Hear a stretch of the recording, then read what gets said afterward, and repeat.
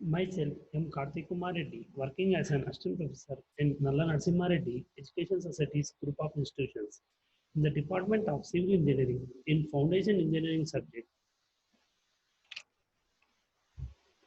In Unit 3, that is lateral earth pressures, I'm going to explain about earth pressure at rest condition. That is, in the presence of water table, if we are going to take a retaining wall of height h, which is divided into two heights h1 and h2, and surcharge is placed at the top, that is q. Now let us see that what will be its effect in the estimation of lateral force. You see, if I take any soil element at a depth z from the existing ground surface, then similarly in case where sigma v is acting, the properties of the soil are C and phi. The C is cohesion and phi is the angle of internal friction. And gamma here, h is the vertical height of the wall and gamma is the unit weight of the backfill. So in the previous case, as we have discussed, what is going to be difference?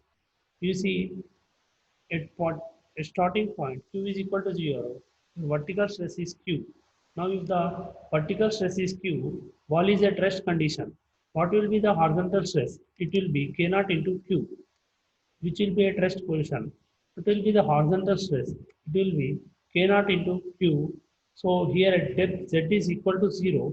We plot K naught into Q at top position. Now at depth Z, you see depth Z is equal to H. Again, due to this surcharge, the vertical stress at this particular portion remains same. That is Q only. So the horizontal stress is also going to remain same, which is K naught into Q. But due to this backfill soil, the additional part become as a triangular part. So here are the two areas. One is a rectangular portion and other as a triangular portion. Here we are dividing whole figure into five, five parts depending upon the type of load and the type of soil.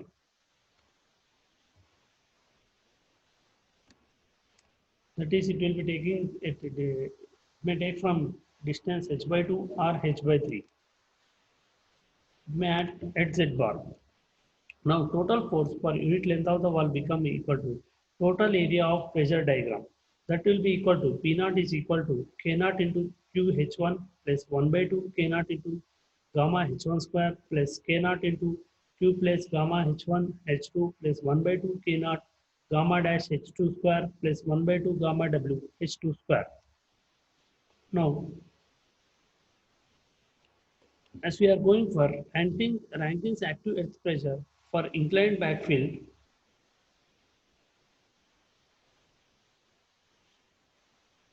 Rankins active earth pressure for inclined backfill, as I assume, that is usually in practice, it is adopted that your backfill soil is frictionless. So in case of frictionless soil, that is purely frictionless soil, your C becomes 0. That is just phi, which comes into the picture. As far as shear strength properties of the soil is concerned, so you see for the frictionless backfill soil, your C becomes 0. Only phi remains there. For inclination of backfill rising at an angle of alpha, the only change which will occur in this expression is that your active earth pressure, that is coefficient, active earth pressure coefficient will become as cos alpha into cos alpha minus root over cos square alpha minus cos square phi by cos alpha plus root over cos square alpha minus cos square phi. Earlier, what was that? In the previous class, it is equal to square k is equal to tan square of 45 minus 5 by 2. In case of horizontal expression, it will become k is equal to cos alpha into cos alpha minus root over cos square also alpha minus cos square phi by cos alpha plus root over cos square alpha minus cos square phi.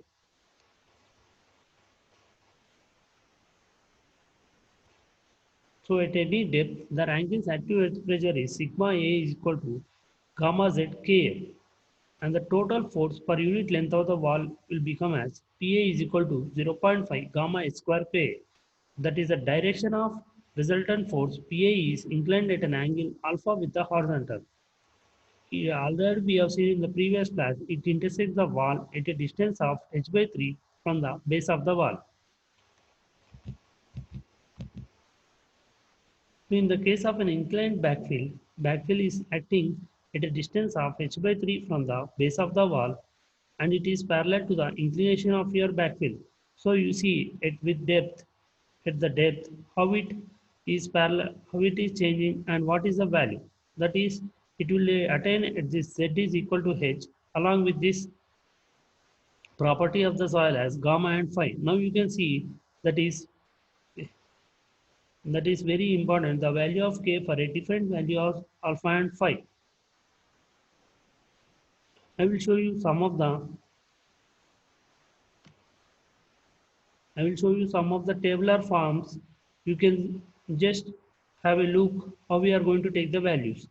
That for different values of alpha, that is 0, 5, 10, 15, 20, 25, and angle of internal friction to be taken as 28, 30, 32. How this is K is taking the value. It is nothing but simply what is exactly is the value which you are obtaining from this expression. As I have showed you earlier, Again, this is the further some more values corresponding to phi is equal to 34, 36, 38, 40. And for different values of phi, alpha r and the alpha values are from 0 to 25 with an interval of phi. So, if you know the value of phi, that you will know because it is the incrementation of the backfill, and you know the property of the soil which is phi, and in this case because c is equal to 0, as we have assumed this soil to be frictionless, so in that case you can simply pick the value of k from the standard tables and putting into the expression of the total force per unit length of the wall, you can get the magnitude of the Rankins active force per and the Rankins active force per unit length of the wall, which will be acting at the depth of h by 3 from the bottom of the wall. So today, what we saw that what exactly what exactly do we mean by lateral earth pressure? How it occurs and how it affects nearby structures? Why should we need to estimate it properly and how it is going to affect the retaining structure? Retaining structure design. And then we saw that there are three conditions, that is wall at rest condition, one wall is moving away from the soil and wall is moving towards the soil. That is active and passive conditions and respectively. And we saw that how the analysis is being carried out for the determination of lateral earth pressure at rest condition, and then we started with the estimation of lateral earth pressure in active condition, and I mentioned you that there are two types of theories which are commonly adopted, that is that one is Rankins active earth pressure and the second one is Coulomb's active earth pressure condition. We also discussed with the Rankins active pressure conditions with horizontal backfill and then with inclined backfill. We have seen that how they are different and how they can be incorporated for different type of backfill, whether it is a frictionless or whether it is cohesive backfill. So in the next class, we are going to discuss about the Coulomb's lateral earth pressure theory, and then we'll try to solve some of the examples.